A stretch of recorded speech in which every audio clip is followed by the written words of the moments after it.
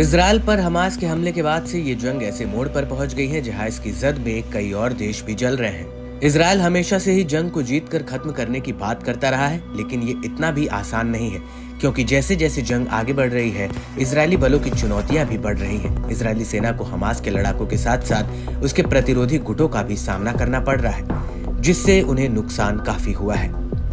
इस जंग में यमन का हूती हमास के समर्थन में इजरायल और उसका समर्थन देने वाले देशों को टारगेट पर लिए हुए है। हूती लगातार लाल सागर में कहर बरपा रहा है।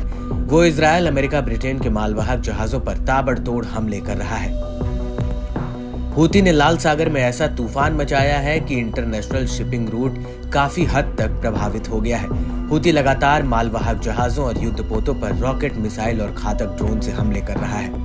हाल ही में हूतियों ने अमेरिका और ब्रिटिश आक्रमण के जवाब में यमन सशस्त्र बलों ने लाल सागर और अदन की खाड़ी में 2 सैन्य अभियान चलाया, जिसमें पहले तेल टैंकर जहाज सो यूनियन को निशाना बनाया गया, जो एक ऐसी कंपनी का था जो इजरायली दुश्मन के साथ काम करती है, और दूसरे मिशन में हूती ने SW नॉर्थविंड जहाज को निशाना बनाया। ऐसा करके हूती लड़ाकों ने ये मैसेज साफ दिया है कि जो भी उनके द्वारा बनाए गए नियमों को तोड़ेगा उसकी सजा कठोर होगी। और इसी कड़ी में हूती ने अपने दुश्मनों को चेताने के लिए मिशन के पहले अभियान के जहाज सो यूनियन का फुटेज जारी किया है, जिसमें साफ दिख रहा है कि जहाज पर हूतियों के भीषण हमले से वह कैसे तबाह हो गया और लाल सागर में समा गया।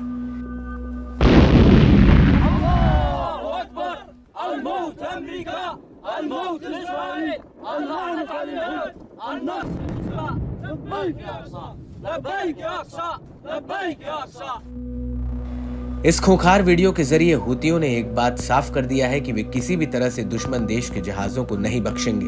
वहीं सो यूनियन के मालिक ग्रीक कंपनी डेल्टा टैंकर्स ने पुष्टि की कि घटना के बाद जहाज बह गया, और इसी कड़ी में यमनी सशस्त्र बलों ने एक बयान जारी किया जिसमें उन्होंने खुलेआम अमेरिका और ब्रिटेन को धमकाया। बयान में कहा गया, हमारे बलों ने ग्रीक जहाज सो यूनियन को निशाना बनाया, जिसकी मालिकाना कंपनी ने कब्जे वाले फिलिस्तीन बंदरगाहों में से एक में प्रवेश करके प्रतिबंध आदेश का उल्लंघन किया। कंपनियों को उनके द्वारा लगाए गए प्रतिबंध का उल्लंघन न करने की चेतावनी दोहराई है, और वे पुष्टि करते हैं कि अगला चरण उल्लंघन करने वाली कंपनियों के जहाजों के लिए और साथ ही इजरायल, अमेरिका और ब्रिटिश दुश्मन से जुड़े जहाजों के लिए और भी गंभीर और विनाशकारी होगा।